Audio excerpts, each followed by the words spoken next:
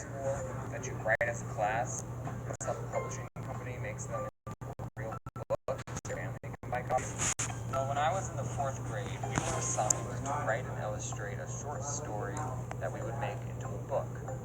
Now, I'm pretty sure most people wrote stories about normal things, like their dog or their friends.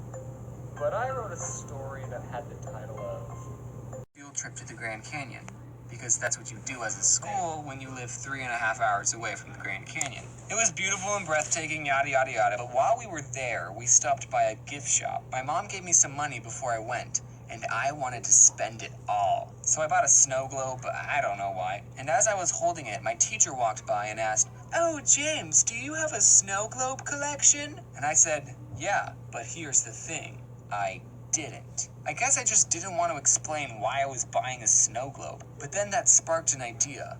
Wouldn't it be funny if I started collecting snow globes as a joke? So that roommates. I hated my roommates. Except for you, Isaac. He watches my videos. Oh, James, you didn't hate your roommates. You just mildly disliked them. Yes, I did. When I first moved out of my house and went to college, the day I moved into my apartment and I opened the front door, this is what I saw. Keep in mind all the buildup that has gone into this moment. First, I had to get accepted into the school, then pick my major and classes. Then I had to find an apartment close to the school and get everything set up there. Then I had to pack everything up into a suitcase, kiss my dogs goodbye, and then be all on my own for the very first time. I opened the door to where I'd be living for the next 8 months, and this is what I see.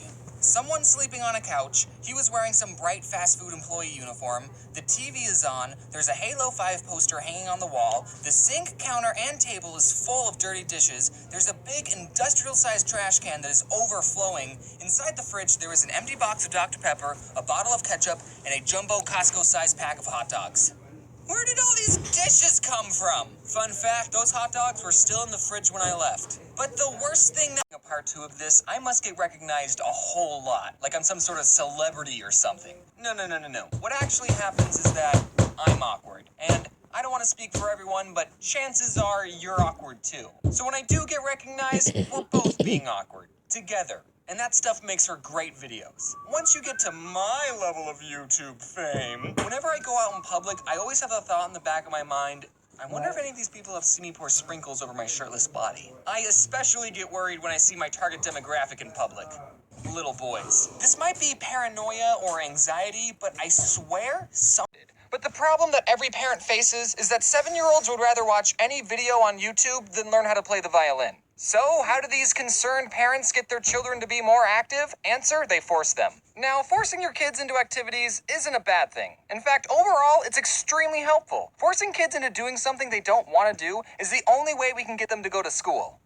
Okay, saying that out loud kind of sounded wrong. Doing extra activities, especially at a young age, not only teaches you important skills, but it also teaches you what your interests are. How are you going to know if you don't like ballet unless you try it? I've tried it, and now I can say with confidence, ballet is not for me. I'm sure I'm not the only one who's had to deal with parents signing you up for sports, instruments, and more sports. I think when single Neopet account, which was a dumb decision because it was completely free to make a second Neopet account, and we already struggled at sharing things in the non-virtual world. But the reason we co-ran our Neopet account was because we didn't want to put our pets through a divorce, and because we wanted to save up our Neopoints for a paintbrush. For those of you who grew up with real video games, in Neopets, a paintbrush was a super rare item that would change your Neopet's appearance based off the paintbrush you used. There were Christmas paintbrushes, baby paintbrushes, Guy Fieri paintbrushes, and an invisible paintbrush that just turned your Neopet invisible.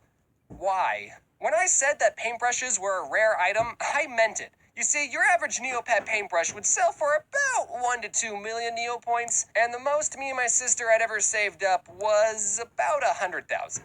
Why did you spend $3K on food? We're trying to get paintbrushes! It was Flower 67's birthday, and you spent $4K getting that stupid jacket! The jacket is cool and you know it! One day, my sister went searching in the back alleys of the internet for other ways to obtain a paintbrush, and she stumbled upon this website that said, "Get free paintbrushes," and all she had to do was enter in her username and password, and they'd send us a fairy paintbrush. Ooh. And in a moment of desperation, she entered in the login details of our shared account into a shady website, and you'll never guess what happened next.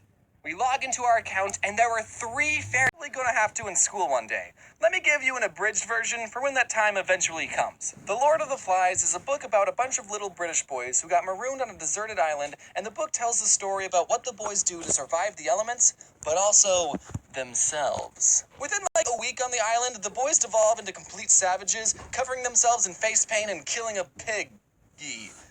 I said too much. And when I read the book in high school, I thought having the boys turn savage so quickly wasn't all that accurate. As a former young boy myself, I was insulted that William Golding thought that us little boys were so heartless. But then I remembered all the things that happened at my scout camp, Camp Geronimo, and I realized that Lord of the Flies is still inaccurate. The boys would have gone savage way faster. Listen, I'm a cautious person when I'm hanging around the guys. In PE, the other boys would be playing this game called quarters, where you would fling quarters at people's knuckles until they bled, but I wouldn't play that game because it's dangerous and I'm a loser. Or when I was at a party and someone wanted to play the knife game to show off how good their hand-eye coordination was, I wouldn't play that game either because I needed my hands to draw. But something about being with the guys in the middle of the woods, I would live on the edge. Every summer, our troops stayed at this camp called Camp that I don't understand.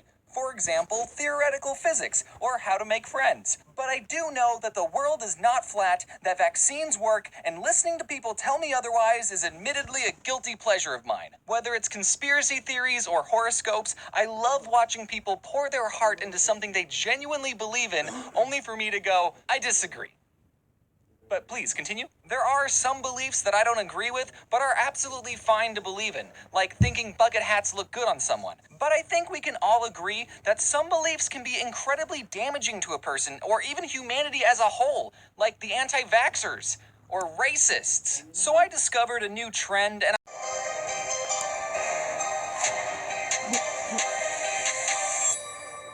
I'm at the supermarket, gonna cop some